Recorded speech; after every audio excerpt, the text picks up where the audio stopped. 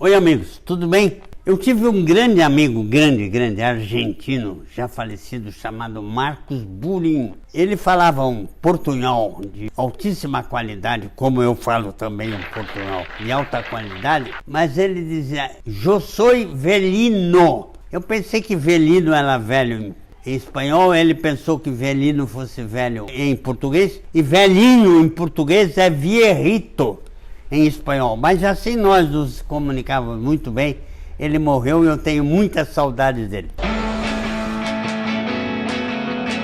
Ele era judeu. Ele me disse que um dia ganhou de aniversário uma visita guiada por seus parentes e que Jerusalém tinha a presença muito marcante de Cristo. Isso me impressionou muito, isso dito por um judeu. Com essa dica do meu amigo, eu fui visitar Jerusalém. E realmente Jerusalém é uma cidade belíssima, muito antiga, e tem o caminho do Gólgota que Jesus Cristo percorreu, e ele diz, aqui ele caiu, aqui é...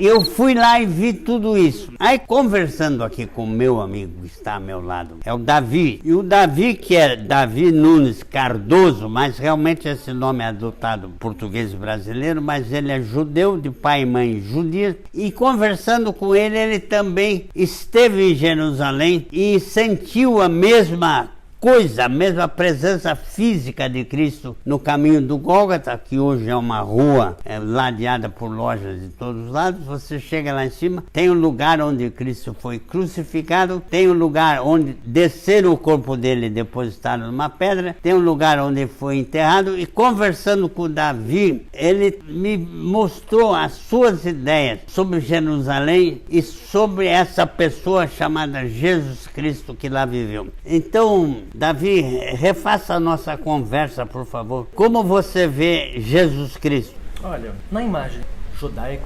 né, Cristo Nazareno era um pastor de ovelhas, né, um homem normal, até de uma casta inferior, a gente pode falar, né? Veio de uma cidade muito humilde, uma cidade de pastores, que era Nazaré, e até hoje, na visão judaica, Jesus Cristo não passou de um judeu, um simples judeu. Mas já para a visão católica, né, cristã, né, é um homem que veio realmente para mudar e salvar o mundo, né? E o que você acha, particularmente? Olha, particularmente eu acredito que ele é o Messias. Eu acredito nisso, do fundo do meu coração. Porque é impossível você não andar por todo o território de Israel e você sentir uma energia, uma presença literalmente física. Você sente fisicamente.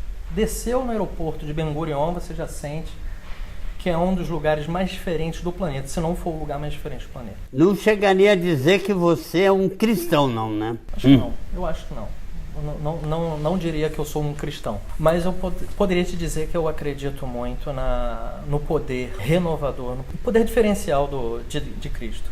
Foi uma coisa muito diferente. O que ele fez como ser humano e como enviado, como Filho de Deus, foi uma coisa que realmente nenhum ser humano estaria apto para fazer. Realmente eu aconselho a todos a visitarem Jerusalém, tanto para sentir como é o povo judeu hoje que tem a sua própria terra, como para sentir essa presença física de Jesus Cristo lá, naqueles lugares por onde passou, onde ele foi crucificado, onde levantaram a cruz, onde baixaram o seu corpo. A visita a Jerusalém é impressionante, né, Davi? É verdade. Jerusalém ela é uma cidade que foi fundada por Davi, né? Pelo rei Davi. Isso, meu xará. Tem pelo menos 3.000 anos, mas já existe o que ele fez como ser humano. E há uma atividade, existia uma atividade naquela região há mais de 5.000 anos. Então, uma atividade que remota bem antes mais ou menos na Idade do Bronze, né? Então, Israel foi destruída 2 vezes. Sitiada 23 vezes, foi atacada e reconquistada 44 vezes. Mas não era Israel naquela época. Não. A história de Israel passou por grandes momentos, muitos reis, e chegou a um determinado período da sua história que foi dividido em 2 reinos, né? Israel no Reino do Norte e Judá no Reino do Sul. Inclusive, falando desse período de divisão, aconteceu um evento espiritual. O que eu acho que é mais interessante em Israel, naquele território do Oriente Médio, é que você visita e você tem ali nos parques, nos lugares, a prova física da interferência divina na história do povo. Você veja, por exemplo, na parte norte de Israel, numa cidade chamada Haifa, tem um monte que é o Monte Carmelo.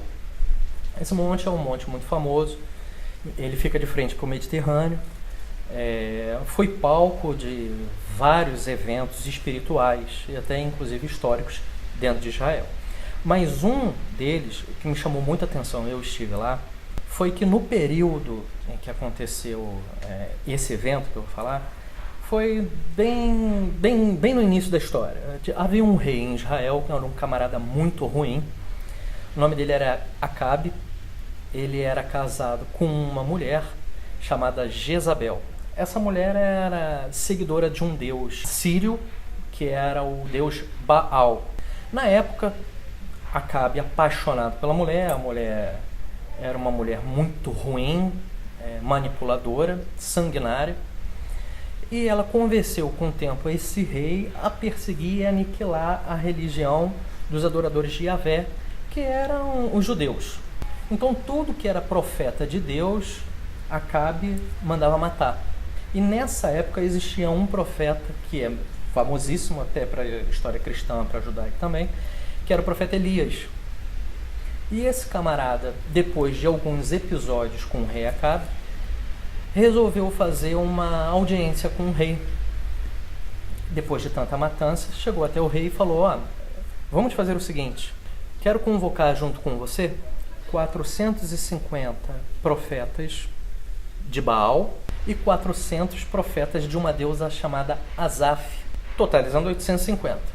Marcaram um lugar, que era no Monte Carmelo, chegaram lá de manhã bem cedo, Elias e aqueles 850 profetas, e ele lançou um desafio lá no monte e falou: nós vamos fazer um sacrifício aqui, vamos fazer um altar, construir um altar, e o Deus que queimar essa oferenda será o Deus verdadeiro de Israel. Então tá bom. Era de manhã bem cedo, madrugadinha. Aí começaram os profetas de Baal e as profetas de Asaf. Aí eu acredito, na minha concepção, que eles deviam estar se imolando, gritando, tomando banho de sangue, fazendo aquelas coisas, né? Aquelas ojeriza toda. Gritando, clamando Deus lá, o Baal, aquela gritaria, aquela coisa toda. Quando chegou perto de meio-dia, nada tinha acontecido. Elias até debochou e falou: grita mais alto, porque ele não deve estar ouvindo, de repente viajou, não está por aí, grita mais, cara. Aí eles ficaram loucos e aí começaram a gritar mais alto ainda, se imolar mais ainda, e nada, deve ter sido uma coisa horrível. Quando foi chegando de tardinha, nada aconteceu. Aí ele falou: espera aí que agora é a minha vez. Ele se recolheu, ele foi lá, ajeitou a lenha, fez o altar, matou um novilho e jogou por cima do novilho 12 jarras de água. Montou tudo, era um excesso de água, fez uma grande poça de água no chão. Ele preparou tudo, fechou os olhos e só falou assim com Deus: Senhor, prova para mim que tu és o Deus verdadeiro. Mas foi imediatamente após essa oração, desceu fogo do céu e esse fogo acendeu o altar e queimou a oferenda. A história diz que a temperatura foi tão alta que até mesmo a água que estava no fundo evaporou. E o povo vendo aquilo ali, aquele fogo do céu deve ter sido uma coisa extremamente assustadora. O povo vendo aquilo ali se prostrou e decidiu largar Baal e voltar realmente para a sua origem, que era o Deus Yahvé, né? Isso tudo pode parecer um conto mágico, não? É uma loucura, parece um filme de sessão da tarde. Mas eu estive no monte e no topo do monte você pode ver uma série de pedras que são derretidas pelo calor, cara. São rochas que são deformadas e ali naquele monte não tem atividade vulcânica, não teve nenhum grande incêndio que pudesse elevar a temperatura tão alta para deformar aquelas pedras. Então, Israel e até alguns países do Oriente Médio, eles possuem uma prova física muito consistente da interferência de Deus no meio do povo. Então eu acho até assim, com todo respeito, claro, mas eu acho até, não é uma audácia, mas talvez falta de fé das pessoas de não acreditarem em Deus e não acreditarem nesse indivíduo que foi Cristo Jesus. E ele foi um camarada que existiu como eu e você, e existem provas no Vaticano, existem cartas de Pilatos, falando justamente sobre a presença desse judeu nazareno no meio do povo. Mas Jerusalém, Israel, o próprio Egito, no Monte Sinai, que foi um lugar onde é um marco tanto para a religião judaica, onde Moisés recebeu as suas tábuas, no próprio topo do Monte Sinai, as rochas são calcinadas de fogo. Você passa a mão, eu estive lá, também tive a oportunidade de subir, você passa a mão nas rochas que ficam lá em cima no topo, elas têm marca de carvão. E não tem árvore, não tem floresta, é uma região de muitas rochas, e não teve fisicamente, nem cientificamente, nenhum incêndio na região para calcinar aquelas rochas. Então, a história judaica e a história bíblica diz que no momento em que Deus desceu dos céus para entregar as tábuas dos 10 mandamentos nas mãos de Moisés, ele desceu, o fogo tomou conta do lugar, tanto que ele ficou desesperado de medo, entrou numa fenda para se esconder, e as rochas são calcinadas. Olha, como pode? Que tipo de atividade que teve naquele lugar, fisicamente falando, para calcinar aquelas rochas? Então, eu acredito que quem quer fortalecer a sua fé e quem quer ter ainda mais fé, acho que uma visita a Israel é uma visita que você nunca mais será a mesma pessoa. Você sai de lá completamente diferente. Bom, meus amigos, obrigado ao Davi. Eu sou muito admirador desse povo que construiu esse país chamado Israel. Bom, obrigado à presença do Davi. Meu abraço a todos os meus amigos judeus. Sérgio Palatinic, hein? Um grande abraço e por hoje é só. Até a próxima.